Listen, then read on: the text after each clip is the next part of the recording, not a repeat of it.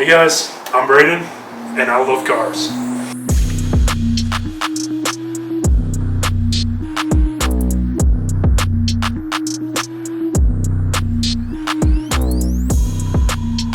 Alright, so I just want to start off with showing you guys a few things that I own right now. So like for example, this right here is my beautiful 1990 Nissan 240SX. Right now we already got it swapped with the KA24DE, which if you're not familiar is the dual overhead cam KA, which did come factory in a few of these S13s and S14s, but not in mine, so that is a swap there. Along with that, we got some other nice things done to it. Like for now, we got some nice Blitz wheels on it. I already put it on some nice Max Shop coilovers there. And so far I've been slowly just like poking away at any suspension work there. So I've kind of got like control arms going, some toe arms, camber arms, all that fun stuff. Along with that, if we go over here, we got a little bit done to the interior, kind of started there. These are just some nice leather S14 seats that I stole off of Facebook Marketplace for like $100. Thought they looked a little bit nicer than the factory seats. Also put a little quick release setup going in there, so you know, got that going as well. That's pretty nice. I mean, not much to the car right now. Still missing the headliner. We got a nice gaping hole right here that we can just, you know, get in there and get some action going. But we'll get that going. Like I said, this is my long-term project car, so you guys get to see all about it. Like I said, guys, this is an ongoing project car right now, so we do have a few issues going here and there. For example, if we take a look over here, I have a bad radiator in this car right now, which is causing it to pull air into the system, and it's consistently dripping out of my overflow reservoir. Not too big of an issue. The car doesn't overheat. It's not a blown head gasket. I did my thorough research there, like a smart guy I am. But we got a couple other issues along with that. Like right now, the car has a misfire. I've been slowly poking away and trying to diagnose that. I found the coil packs I replaced along with the spark plugs. Nothing really wrong with those there, but I'm thinking maybe it's an injector. So after doing some diagnosing, I think those are the injectors. Got some on order. Not going to be able to show you guys it running today, but it does run. It does. No, it doesn't. It's a 240, okay? So yeah, I mean, with that being said, I mean, I got a new radiator for it over here in the back of the car, which is pretty cool. I got a ton of parts, as you can kind of see over there. We got plenty of stuff for this nice rig. Not the wheels; those are just wheels I have because wheel. Yeah, we got some stuff going for it. Hopefully, be able to get you guys some nice content for this thing. So.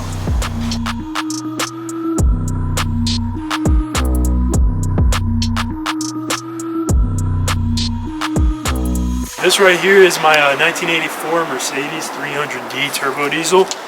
If you don't know much about these cars, they are slow little tanks, but they are reliable and they get great gas mileage. So that's why this is my ongoing project daily driver. Do have other cars that daily drive, which we'll go over in a bit here, but this is my current one. If we take a look at it, I mean, it's a little bit rough around the edges. Previous owner did some nice caulking work, you know. Get that bumper going nice and flush there. Not sure why he did that, but it's something. We also got some nice paint fade on here, so it's not the prettiest, but it sure is a cool looking car. Interior, if we take a look in here, it's pretty nice looking there. Nice tan interior from the 80s, pretty cool, almost like a weird nostalgic thing to look at there. Nice condition given, you know, the mileage and the age of the car. Some nice broken door hinges there, which is more things I need to fix, but we'll get around to that later. So, you know, these are probably one of my favorite looking cars, which is why I picked this up. This is actually the second one I've owned. They're just gorgeous looking cars. I love the headlights, I love the body lines, really everything about them. It's one of my favorites. Unfortunately, probably won't be keeping this car too long, strictly just given how slow it is. It is miserable. You know, I cannot just stress that enough, how miserably slow it is. But it is cool looking and it sounds cool. We'll go ahead and start it up and let you guys hear it.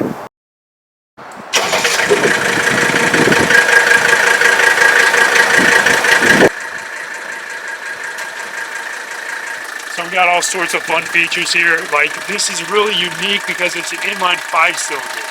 So you can see a little bit of oil residue there. Nothing uncommon with one of these, especially at the mileage there. But It is a turbo model too, which is pretty cool. We're up here at 7,000 feet, so that's definitely needed to get it, you know, up to driving speed. But yeah, it's nice and stock. It's super cool. These engines are pretty much bulletproof, known for going up to 700,000 miles there. So really, they're great cars. They're awesome.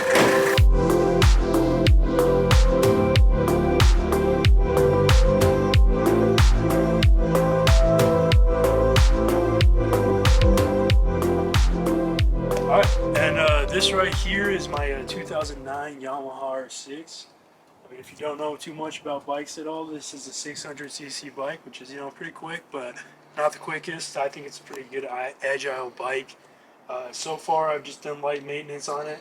Light maintenance, I'd say, is I've had the bike apart multiple times. This bike is higher mileage, and unfortunately, it has given me quite a few issues, but for now, it still rides well. I haven't ridden a little bit because it is pretty cold out, but yeah, in my opinion, you know, it's one of the most gorgeous looking bikes around. I put black fenders on it, or fairings, not fenders. And then when I actually got the bike, it was this nice rose gold color, which I do miss. But unfortunately, someone in my lovely apartment complex did hit the bike and ruin those old fairings. Yeah, it's a great bike. My first bike as well. So. Yeah, legend status, ask about the name. I've been putting in work, collecting, fuck the fame. Up in the stat while they watching the 10 in the game. Either you in it or just a critic, man, we ain't the same. I'm focused on making this history. Alright, this right here is my 2023 Subaru WRX. I'm sure most people are pretty familiar with these by now, as they are one of the more popular vehicles in the modern day and age, at least in the car scene. They're affordable, they're fun, they're sporty, great overall cars. So actually, you know, among popular opinion, a lot of people actually tend to dislike the look of these cars. People will say it looks like a Honda Accord because of this rear end right here. Or they just dislike the simple fact that these over fenders right here along the car are just not color matched. You know, after owning the car, you know, it's really grown on me. I like it a lot. I really like how this car looks. I bought it over a year ago now, and I've absolutely loved the car. It's grown on me a ton.